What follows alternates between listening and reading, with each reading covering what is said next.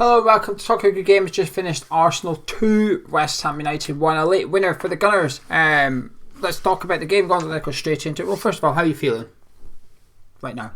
I'm actually furious, to be honest with you. Goodness. I'm really annoyed. Really annoyed.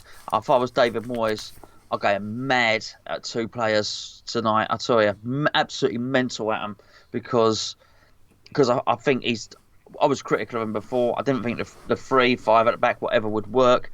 He's put in a plan today, and I'll tell you something, the plan worked. And the reason it failed today was two individual errors. On two occasions, we have had players who have watched somebody on their way into position, looked, and then thought, don't worry about it.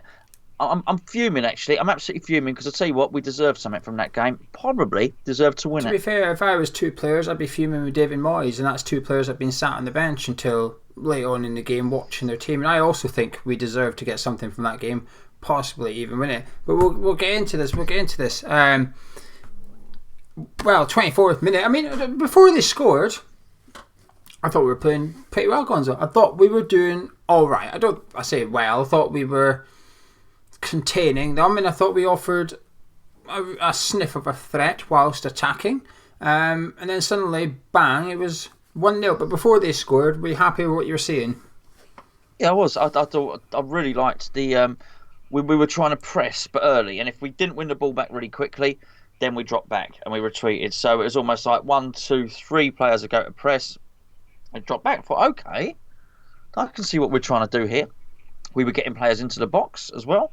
I thought the ref was being quite favourable as well. There was very early on in the game, there was this duel which was going to sort of go on to dominate between Gabriel, what a player he is, by the way, and Mikel Antonio, which was really fun. You know, I like me sort of one-on-ones, we like me duels, and that looked like it was going to play out, and it did really well. And I thought we were holding our own. I thought we were quite often becoming first to the second ball, and we looked up for it, and we looked like our shape was good. I was really happy with what I saw, to be honest. 1-0 though. Saka gets the ball, neat pass into Aubameyang. We'll get onto the offside thing. Ball comes in, Lacazette free header somehow, bang, 1-0 Arsenal. Gonzo, show me a goal, I'll show you a mistake. Yeah, well, you say somehow. I'll tell you what the somehow is. Right, I mean, firstly, when the ball gets played, Aubameyang's in a lovely position. I mean, his body, because he's side on, right? So he's ready for anything to happen. Whereas Fredericks and Diop, I'm not going to be too critical there because they were facing the way they should be facing, which is down the pitch with their back to goal. But Aubameyang's side on, so of course he's only got to do a 90-degree turn and he's in. They've got to do 180 degrees to get back in, and it's too late. Lacazette starts off quite near. Okay, he's quite near over to that side. He's not far from Aubameyang when he starts, actually, and he starts his run across the box. At that point, Declan Rice looks at him. You watch the replay. Declan Rice looks at him and thinks, "Nah, I don't think I'll bother." He hasn't looked and seen anyone else is picking him up. He just watches him run, and then carries on as if. He almost acts as if Aubameyang's not going to complete the cross, or the cross is going to fall short. The rest is history. Could the goalkeeper have done better? Yeah, quite possibly. But I thought it was a good header. I thought the cross was really nice. But what's the point in noticing he's running there and then not doing anything about it? I'm not even sure Declan Rice could have caught him, but to leave it, I thought, why? Why have you done that? It was weird. Big offside call, offside for you or not? It was so close. I don't mind the offside. I don't mind. It looked like he was leaning, so maybe his body was slightly offside. But you could see with the toes or whatever, it was level. When they're going to start getting that machine out and the graphics and all the rest of it, it's that tight. I don't mind so much. Yeah. I don't mind. I don't feel we were robbed. I don't have any complaints. The new rule this season is the armpit no longer counts to disallow a goal, essentially, which is what the line is. I'm the same. If you're taking more than a minute looking at it, the goal should stand, in my opinion, because it's not clear and obvious. I think there's two players for Arsenal that are pivotal in this move, and one of them doesn't even touch the ball, and that's Kolasinac. I was trying to watch it to see how Lacazette was so in loads of space, because it starts with a move. Ogbonna's next to Lacazette. Ogbonna's standing there next to him. So when the goal happens, I think, how is Ogbonna nowhere near him? If you watch, Kolasinac pulls over to the touchline and Saka ends up in a really nice position. Saka kept going into these positions just behind our midfield and in front of our defence and coming off the left. No one was really able to pick him up. There just wasn't anyone to get him. So when Saka goes into there and Kolasinac goes out, Fredericks has to move over to Kolasinac. That means Diop has to move over to Aubameyang. And then Ogbonna's having to move over to Saka, who's just broke away from Bowen. Then all of a sudden, Lacazette's there. And you're right, Declan Rice is the nearest one to him. Doesn't run in on him. It's just a fantastic goal. The pass from Saka, the movement from Saka's almost like a world-class piece of play by him. That little touch to Aubameyang just took our whole defence out of the game in one pass. Aubameyang, all you have to do is just dink it into the middle. Bang, 1-0 Arsenal. And I just thought it was a bit harsh. I don't think we deserved it, to be honest with you. But in the handball, first of all, yes, no answer. Bowen went down and there was a very quick VA. No pen for me either. For context, because Arsenal fans will be watching this. However, 23rd minute or something, Gabriel's handball, arm ball or something. Is that a pen for you? I thought it was actually. Looking back, if you're going to go back and look at it, which they didn't, by the way, I don't know why they didn't. But I thought it was above there, and it's not. So anything down there, and it was there. If you look on my shirt, the ball was there, right? I also felt it wasn't like he was pulling his arms away and at his chest. It was dangling out there. We've seen far more lenient than that given. I mean, I don't know. I'm not sat here saying everything should have gone in West Ham's favour. Not at all. I thought he was getting a little bit ruffled by that. As I say, I think Gabriel is a fantastic player, right? Antonio got the better of him today. But I don't think that'll always be the case. I think he's going to be a really, really good player. But he started to get him ruffled as well. And then there was one point he was throwing himself to the floor and all sorts because it's obviously Antonio's a hard guy to play against. I think he was just really struggling at that point. I do think it was a handball. I thought that was a pen, particularly when you look at Lindelof's against Crystal Palace earlier on in the evening. Lindelof was about a metre away. He was a good few yards away, Gabriel. He's just completely misjudged his header altogether. But it doesn't mean you can handball it because you've got your header wrong. And I don't know what the commentators were going on about sleeves for. They were going on about below the sleeve line and stuff. What bollocks is this? It was hit him in the arm and hit him in the arm. So I think we were unfortunate not to get a penalty for that. But in the 43rd goal, I have to say, a sexy bit of football actually. Ball gets played in the centre part. Solcheck out to Bowen and Fredericks on the right. They come down the side. Bowen waits. Nice little touch into Fredericks. Lovely ball across the 6 yard, and there's Antonio. Bang, in a striker's position. Striker's finish. Yeah, he was. We saw him in that position a few times, didn't we? And you can miss those as well, by the way. It was right off the end of his toe, and he was being put under pressure as well. I think again, I would just go back further in that move.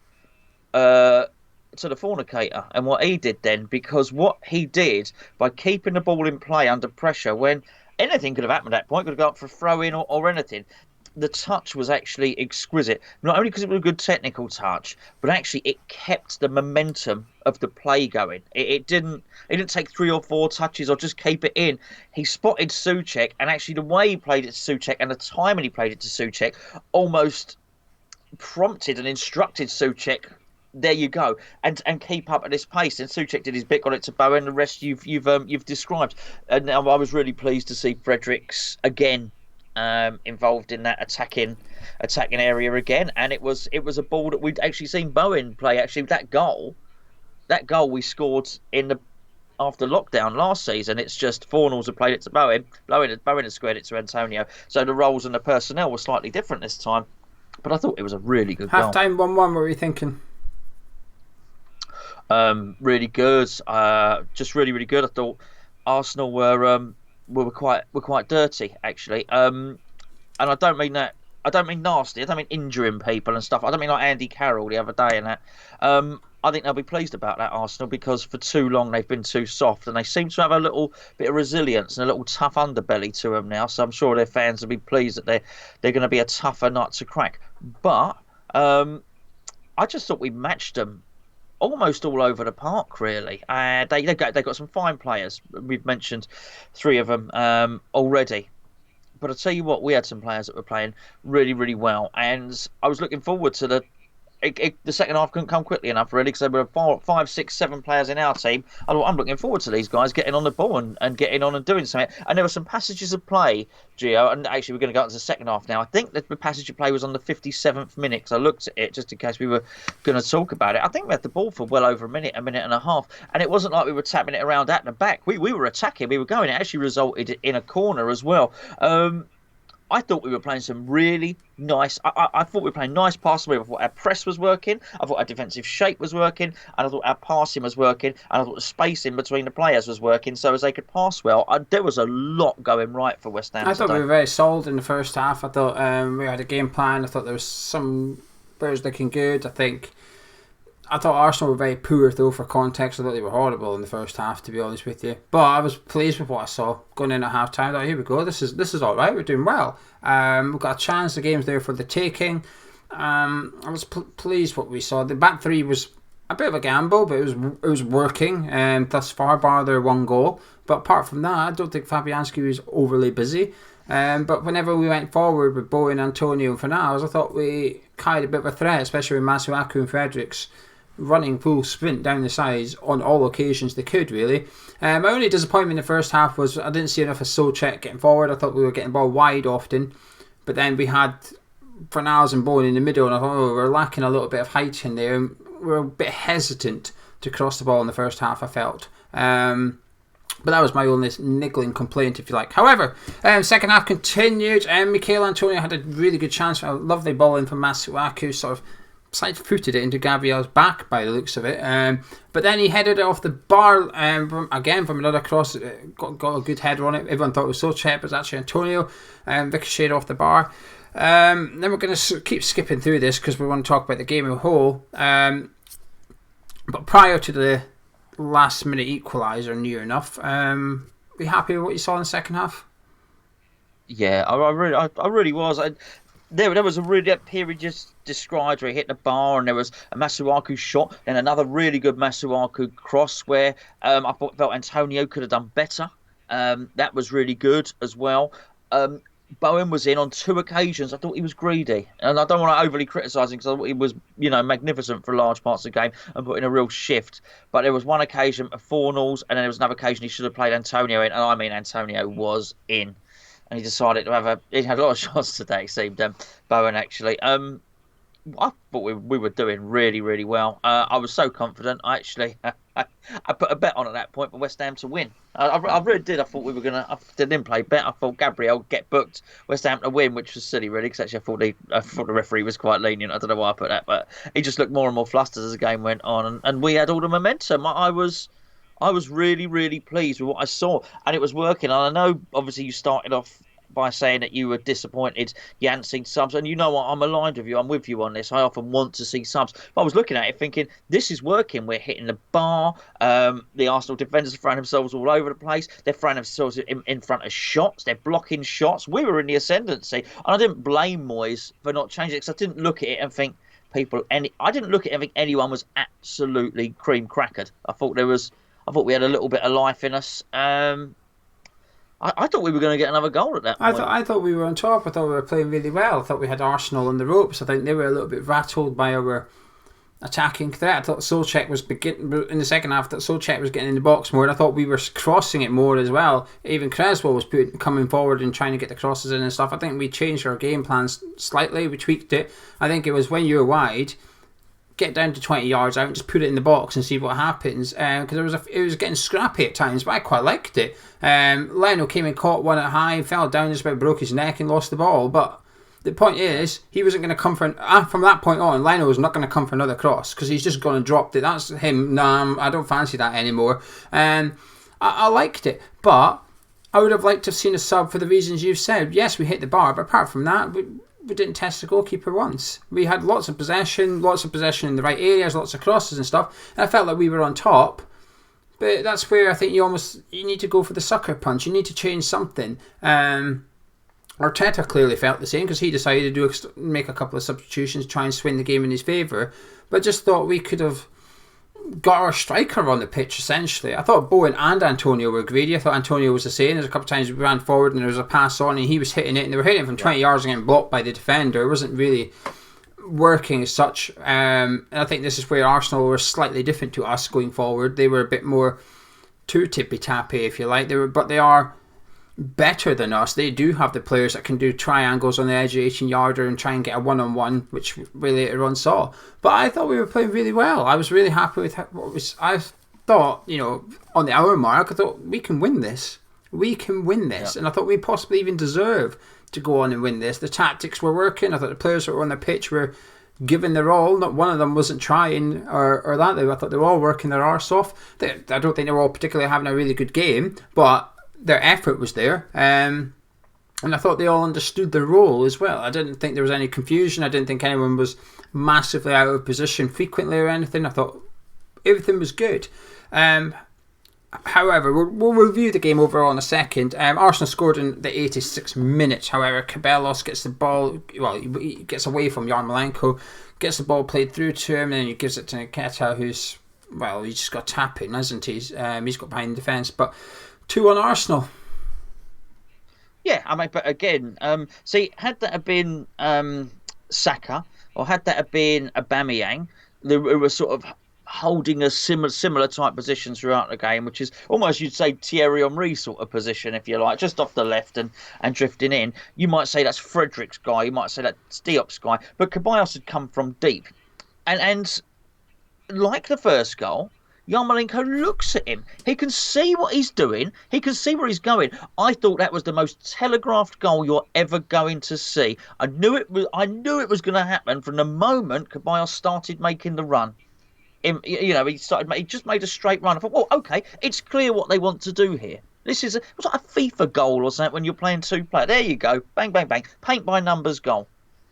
So Yarmolenko's seen him. Well, go on then. He looks again. Did what Rice did. Looked. Nah, don't think I'll bother. Why? Why did you not bother? And I think it's going to. The rest is history. It then became an easy goal because we were outnumbered at that point, and it was because there was a guy in space. And you sort of hoped. Actually, when it happened, I shouted offside more out of desperation and hope than anything else. To call it was, it wasn't.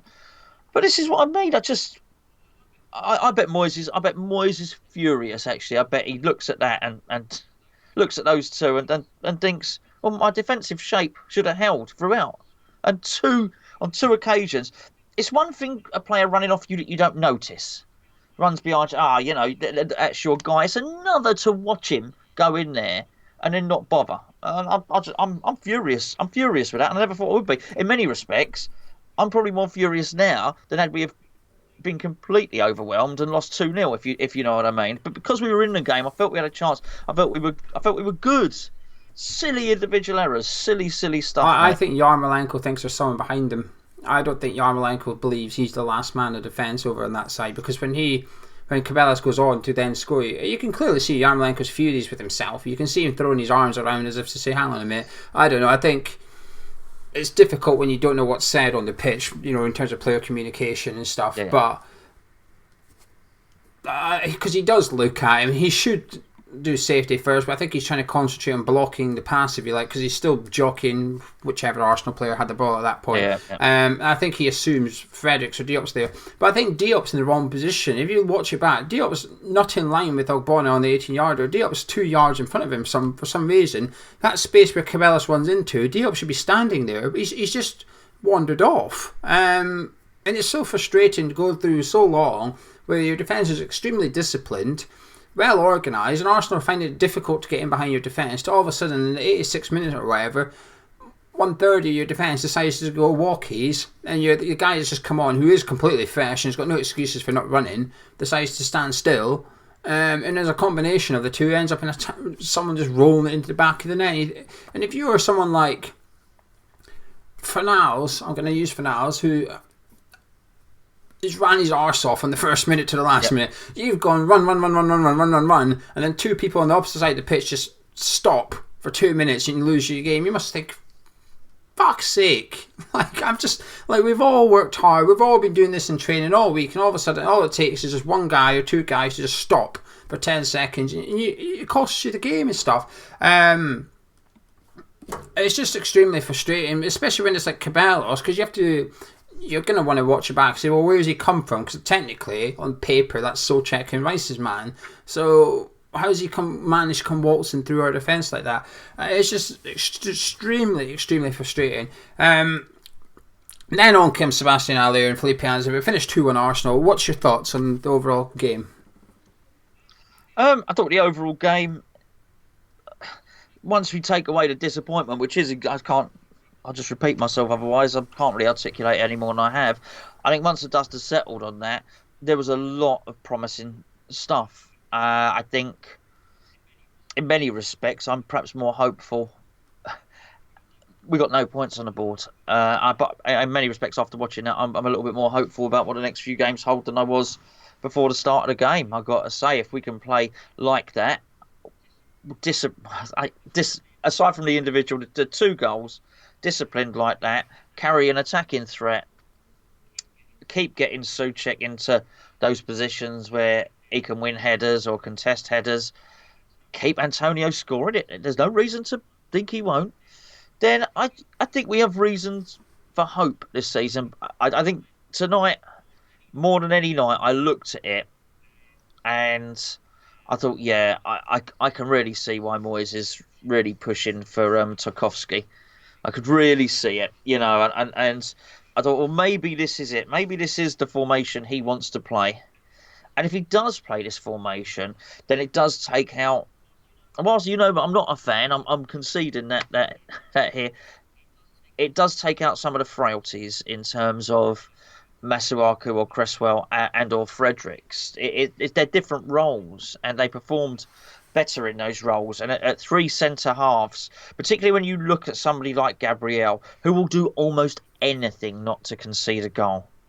He'll get some cards this season. He'll probably get sent off this season, that guy, because he's willing to do almost anything not to succeed. I just think actually we could well do with one of those stuck in the middle there. And remembering how when we played against Burnley, how he was taking no prisoners at all. I sort of get it. I sort of get it why he's trying to push the boat out, because I do think it would make a difference. And I do wonder, somebody in there who's vocal as well, maybe he stops any of those 2 silly goals happening. Maybe he leads. Maybe he instructs. Maybe when we're under the cosh, he's the one telling people where to stand. Maybe he's shouting at Rice to get with Lacazette. Maybe he's shouting at Yarmolenko or Diop or whatever, to give him those instructions. I'm annoyed. I'm really annoyed, but I can take lots of positives from today. It's a bit Jekyll and Hyde for me, really. I've got 2 sides of the coin. First side is I thought we played really well. I thought we deserved something from the game. Harsh to come away from that empty-handed. I thought we played the formation well in terms of the balance of defence and attack and committing players forward. I thought in the second half we were committing bodies forward. Fredericks and Masuaku were getting down the line at the same time consistently. Even Alan Creswell was trying to get forward now and again to try and double up down that side. I think Arsenal they attacked Fredericks quite a lot in the second half with him on a booking. I felt that they were coming down that side a little bit more than they were. But I thought Fredericks did well. There's a couple of times I thought the temptation was to get a second yellow card once or twice. I did wince it, don't stay up, and he did. I was impressed by him. There's that side. I think Moyes got the tactics right, got the first 11 right.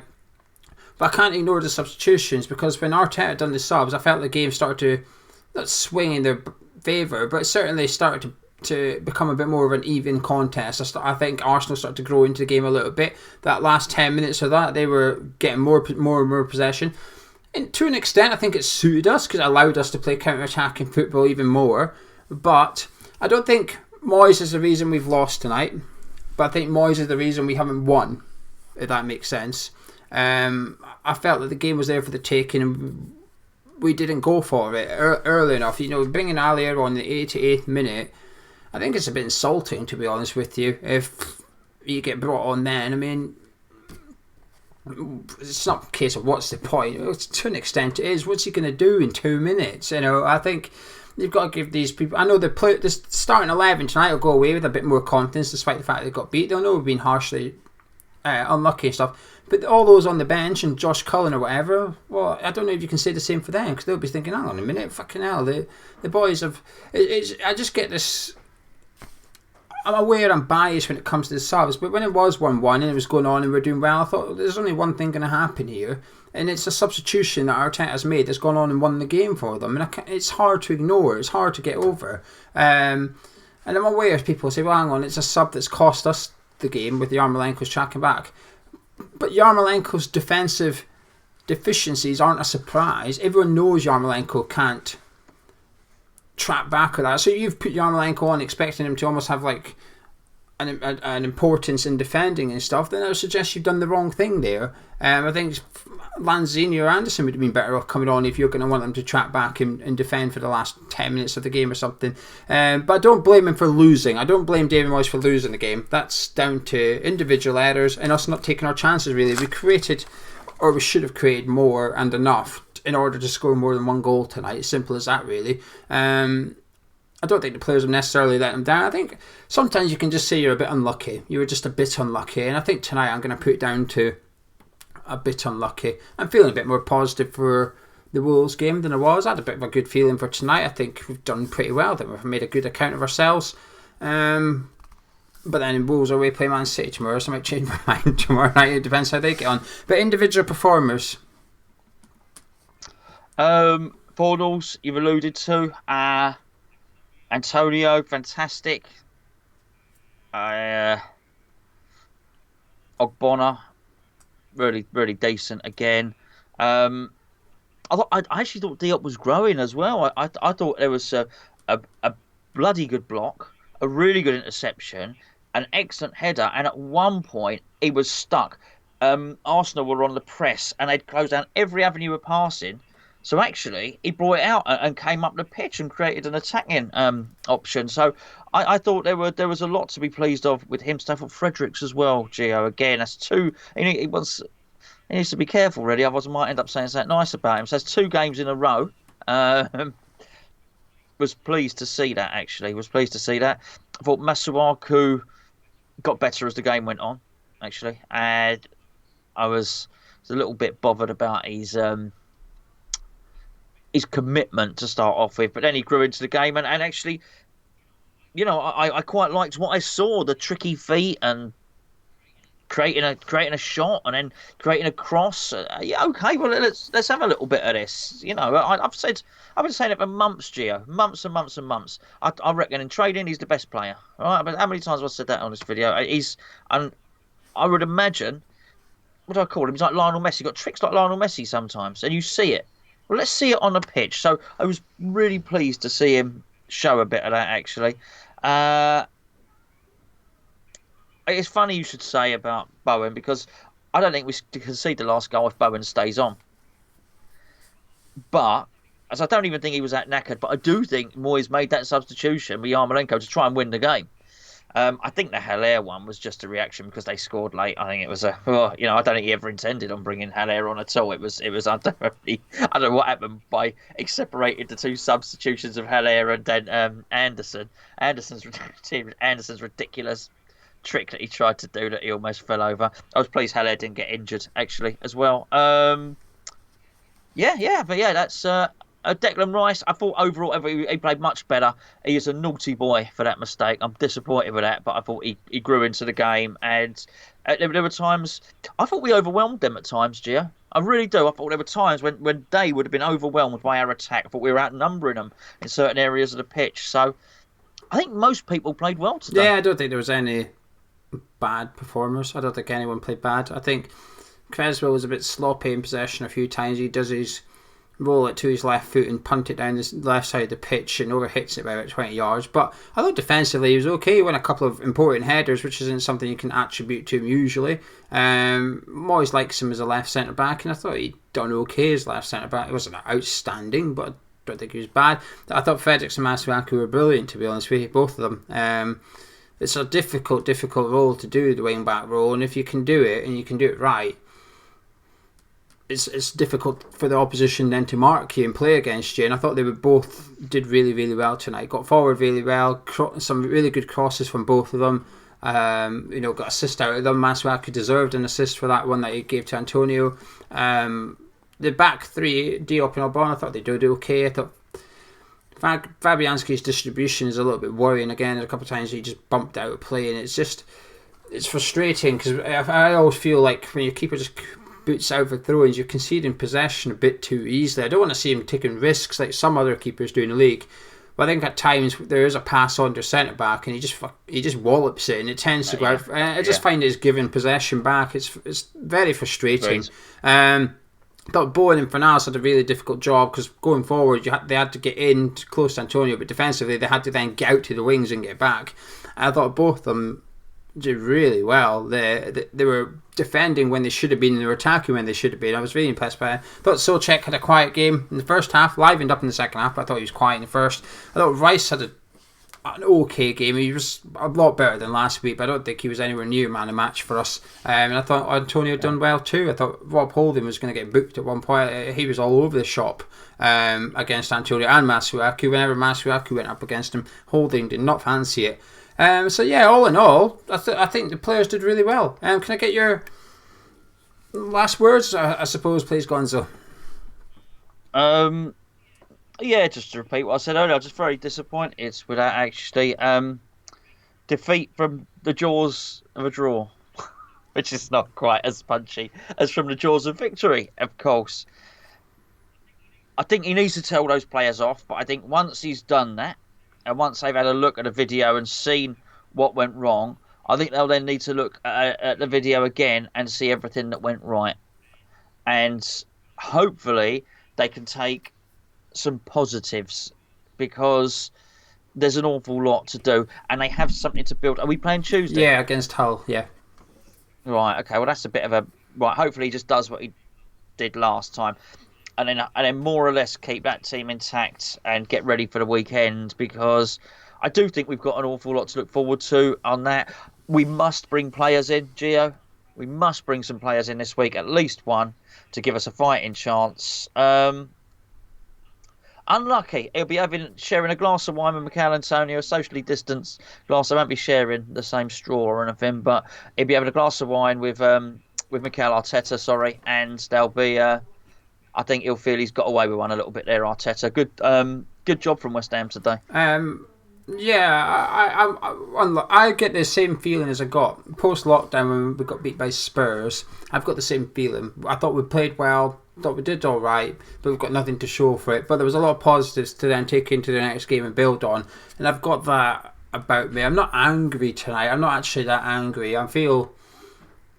we were just unlucky. I thought the formation worked. I was impressed with how we played the formation, given that last week and in pre-season we were playing with a different formation, bar a small part of it. So I think we've adapted well. But if this is the formation we're going to go with, then let's buy players in the transfer market to play this formation. Let's not buy players to play the 4-2-3-1 and try and squeeze them into a 3-5-2 kind of thing. It's got to work out who plays where in this formation, I guess. And I think it's not a good night for Mark Noble, actually. Again, we'll miss him eventually, but again, if he is fit for next week, I hope he plays the same 11, to be honest with you, from the start next week against Wolves. I wouldn't have any complaints if he did. A bit more proactive rather than reactive would be good for me, but it's not the end of the world. We weren't expecting anything tonight, but we've got nothing tonight, but we've got a decent enough performance. But good performances don't win you points at the end of the day, Gonzo. I think we had all the endeavour. I thought we worked hard, but I think Arsenal just had the better players, and for 2 minutes we got reminded that they've got better players than us. They turned it on and we switched off and they got the 3 points, simple as that. But I'm not going to... It's not ruined my weekend, put it like that. But anyway, man of match?